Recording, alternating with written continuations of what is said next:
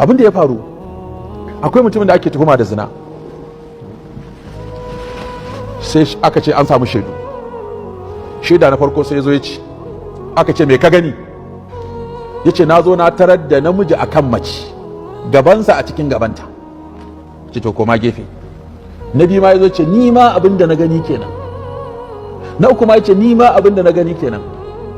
Na hudu ya ce ni ban gani ba, ban ga wani abacin wani abu, amma na ga wani namiji da mace a sama da ƙasa. Za ka ce shaida bata cika ba.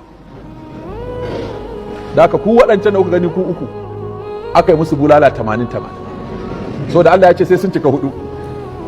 Ashe ka gan kaga wani abun ma.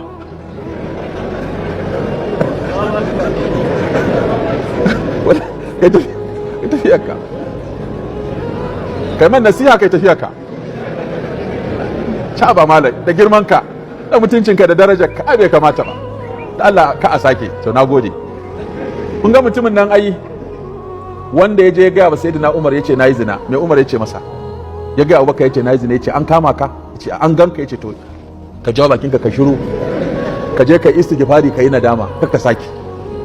Sai ji bai gamsu ba, ya tafi gidan Umar, ya ce ga abin da na Umar ya ce an kama ka, yana na cikin sahihul Bukhari, an kama ka, ya ce a'a, an ganka a'a, ya ce to ka jawo bakinka ka shiru, ka je ka yi istighfari, da Allah yana son ya tozarta ka sai a kama ka, ka je ka yi istighfari. Bai gamsu ba, sai tafi wajen wani abokinsa, da kuma irin matasan nan ne yan zafin kai, ya ce kawai je ka gaya annabi, wannan Abubakar da Umar kawai sun boye maka ne, me wani kai istighfari, ka yi zinar kuma kai wani istighfari. Sai kawai ya tinkara annabi sallallahu alaihi wasallam, yana cikin masallaci a zaune, sai mutumin ya shigo, sai ya zo ya sallama annabi, ya ce wa alaikumus salam, sai ce ya rasulullah nayi zina, sai annabi ya haka kuma bai ji, yayi haka da kansa. Da ya ga annabi ba zai jiyo ba, sai ya tashi ya dawo bangaren ya zauna, ya ce zina na yi, sai annabi ya kuma yin haka ya dana, sai tashi ya zagayo ya zo ya ce ya rasulullah na fa yi zina, sai annabi ya dada kansa nan, sai ƙara zagayowa ya zo ya zauna a nan, ya ce na yi zina. To sannan annabi ya saurare shi, sai ce kana da hankali? Ya ce ina da hankali. Ya ce a tambayi danginsa, da Allah akwai wanda ya san wannan? Aka ce kun taɓa saninsa da hauka? Aka ce a da hankalinsa ya rasulullah. Ya ce to magana hauka ta kau. Kana shan kayan ƙwaya? Ya ce a'a. Annabi ya ce wasa ta shi ka shinshina min shi. Aka tashi aka shinshina hancinsa, bakinsa, rigarsa, ko giya ta zuba, inda igiyar da ban kasha duk babbar da ita ake a jiki. Ya ce ya rasulullah ba alamar warin wani kayan maye a jikinsa. Sai annabi ya ce la'allaka gamasta, mai warin gumar ta kai ka tattaba mata jiki. Ya ce ya ce mai wa kiss kai mata. Ya ce ya ce saduwa ne da ita yadda namiji yake saduwa da mace, saboda haka so nake lalle kai min haddi, lalle ni ai min haddi, ba wanda ya kama shi. Abin da kake so kenan, haddi fa yana nufin mutuwa. Ya ce eh. Annabi ce ku tafi da shi, inda shi ya zaba kansa.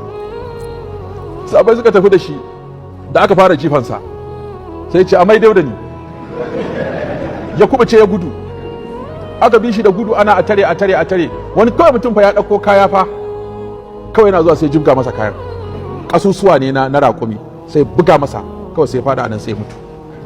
Shi sahabbai suka dawo suka ce ya rasulullah mutumin nan ya ce a dawo da shi. Ya ce me yasa ba ku dawo da shi ba? Me yasa ba ku dawo da shi ba? Ai ba kama shi akai ba, in ya dawo ce ya fasa ba ko ya janye.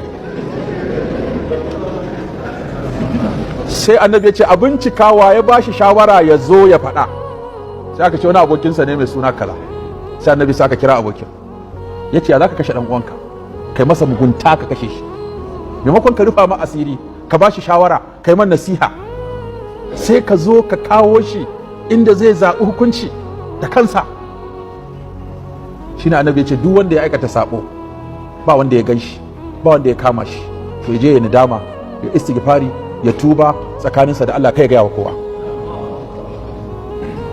Shi kuma wannan sahabi ne, yayo alwala ya tafi masallaci, ko sai ga wata mata tana tafiya ta fito da nonunanta, yasa ake so a dinga lullubi, ko ba sai rungume matan nan ba, ya mata kiss a nan, ya mata kiss a nan, ya mata a baki, ya mata a goshi, sai kuma subhanallah astaghfirullah sai sake ta.